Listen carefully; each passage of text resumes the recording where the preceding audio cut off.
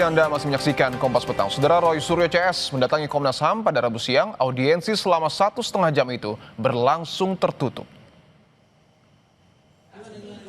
Kedatangan ketiga tersangka kasus fitnah ijazah palsu Jokowi ini diterima langsung sejumlah pimpinan Komnas HAM. Bersama tim kuasa hukumnya, Roy Suryo CS menyampaikan dugaan pelanggaran HAM berupa diskriminasi dan kriminalisasi selama proses hukum yang dijalani dalam kasus dugaan ijazah palsu Jokowi.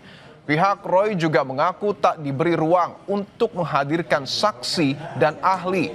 Selain itu, mereka juga menilai perkara ijazah palsu melanggar prosedur. Yang termasuk yang di-highlight adalah ketika status kami naik menjadi tersangka, kemudian kami kena cekal, kemudian kami kena wajib lapor.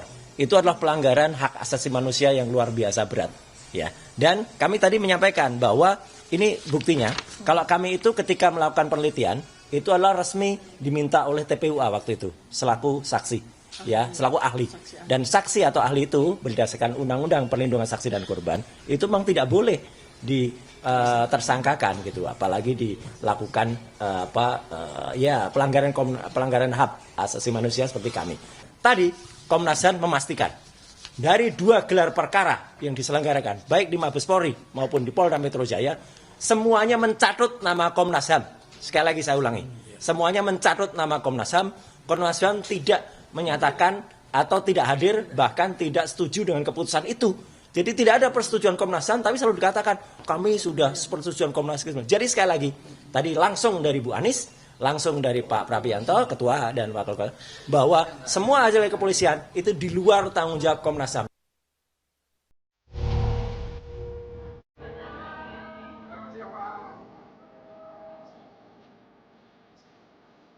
Meminta Jokowi untuk memanggil, memerintahkan Kapolri, memerintahkan kepada Kapolda di Reskrimum, di situ kan sudah ada relasi kuasa.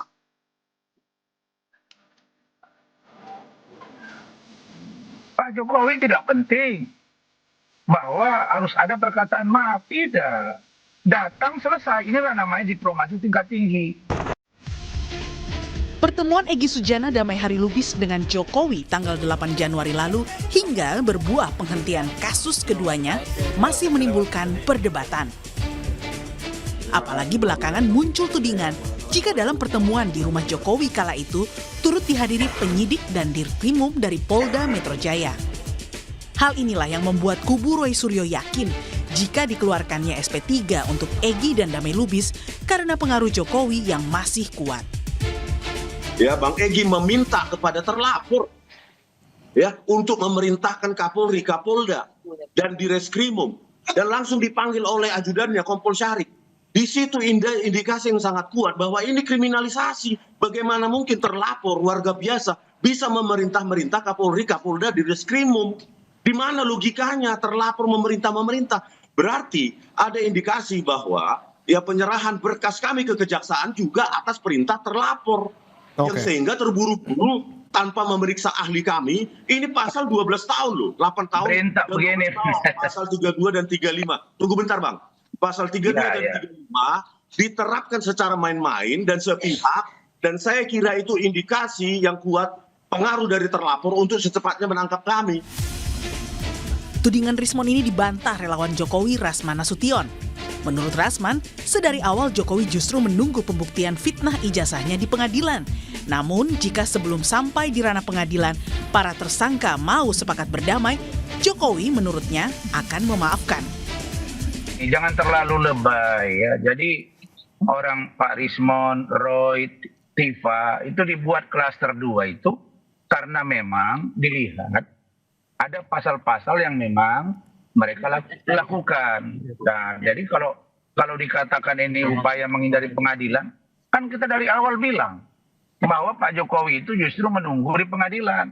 Nah, tetapi di perjalanan berselang berjalannya waktu, ada beberapa orang, termasuklah Pak Egy Sujana, yang bertemu dengan Pak Jokowi untuk melakukan restoratif justice. Pak Jokowi tidak penting bahwa harus ada perkataan maaf, tidak.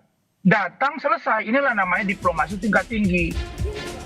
Sebelumnya, Egy Sujana mengaku jika ia datang menemui Jokowi di Solo bukan untuk meminta maaf, melainkan meminta Jokowi yang diyakini masih punya pengaruh yang kuat agar memerintahkan Kapolri hingga Kapolda Metro Jaya untuk menghentikan perkara yang menjeratnya. Saya datang bukan untuk minta maaf. Saya minta perintah Kapolri kepada Kapolda kepada Dirkrimum, cabut cekal saya dan SP3-kan saya. Dia langsung reaksi. Pak Sarip, ajudannya, panggil polisi. Nah, saya baru tahu di sana ada polisi, bukan saya didampingi polisi. Mengenai diterbitkannya SP3 kasus Egy dan Damai Lubis pada 16 Januari, Kabid Humas Polda Metro Jaya Kombes Budi Hermanto membenarkan jika penghentian perkara dua tersangka tersebut berdasarkan hasil gelar perkara khusus untuk keadilan restoratif. Budi menambahkan, gelar perkara khusus dilakukan setelah adanya permohonan dari para terlapor dan tersangka serta mempertimbangkan terpenuhinya syarat keadilan restoratif sesuai ketentuan yang berlaku. Upaya Roy CS untuk membuktikan penetapan tersangka terhadap mereka tidak tepat terus diupayakan. Terbaru, Roy CS membawa 3 saksi ahli yang meringankan ke Polda Metro Jaya. Mereka adalah ahli digital forensik di bidang digital image processing, Tono Saksono, ahli komunikasi yang terlibat dalam penyusunan Undang-Undang ITE, Henry Subiakto, dan ahli saraf dan neuroscience, Zainal Mutakin. Tim Liputan, Kompas TV.